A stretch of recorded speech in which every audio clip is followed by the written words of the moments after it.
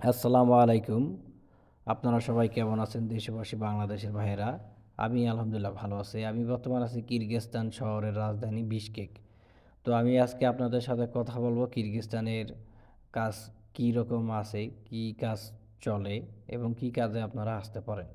আমি প্রথমত বলবো, আপনি যদি কিরগিজস্তানে আসতে চান তাহলে আপনাকে ২ টা কাজ মোটামুটি জানতে হবে। একটা হলো গার্মেন্টসের কাজ। গার্মেন্টসের কাজ যদি করতে যান তাহলে আপনাকে A to Z কাজ জানা থাকতে হবে। আর যারা ফুড ডেলিভারি অথবা কুরিয়ার কোম্পানিতে আসবে তাকে মিনিমাম একটু শিক্ষিত হইতে হবে।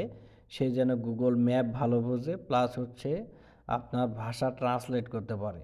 বাংলা ভাষাকে ইংরেজিতে, ইংরেজি ভাষা বাংলাকে, বাংলাকে আবার রুশ ভাষায়, এরকম মানে যে কোনো ভাষাকে যে কোনো ভাষায় ট্রান্সলেট করার অভিজ্ঞতা যার ভালো আছে, সে এই দেশে অনায়াসে ফুড ডেলিভারি কাজটা করতে পারবেন। আর গার্মেন্টসে তো বললামই, A to Z কাজ জানা থাকলে আপনি গার্মেন্টসে অনায়াসে কাজ করতে পারবেন। আর এছাড়াও যারা আমাদের সোনার দেশের এজেন্সিরা, দালালরা অনেক কাজের কথা বলে থাকে, এই ধরনের কাজ আসলে কোনো কাজই নাই। আরেকটা কাজ আছে যেটা ৩ নম্বরে রাখবো, সেটা হলো কনস্ট্রাকশন কাজ। আমাদের এজেন্সিরা আপনাকে কনস্ট্রাকশন কাজে নিয়ে আসবে এবং কাজ ধরায়াও দিবে। কিন্তু এখানে কথা হচ্ছে, কনস্ট্রাকশন কাজের একটা সমস্যা আছে। আপনাকে এজেন্সি প্রথম যে মালিকের কাছে কাজে দিবে, সেই মালিকের যদি মন মানসিকতা খারাপ থাকে তাহলে আপনাকে বাদ দিবে। এই কিরগিজস্তানের মানুষরা কিন্তু অতটাই মিশুক টাইপের না। সবাইকে মিশুক টাইপের পাবেন না।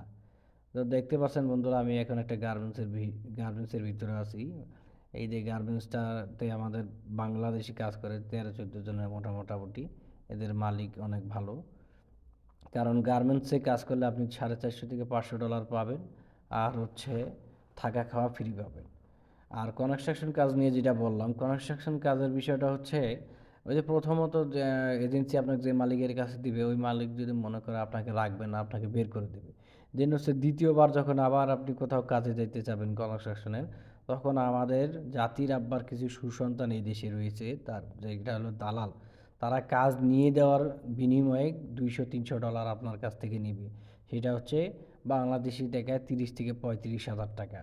এই টাকার বিনিময়ে আপনি নতুন করে আবার কাজে ঢুকতে পারবেন।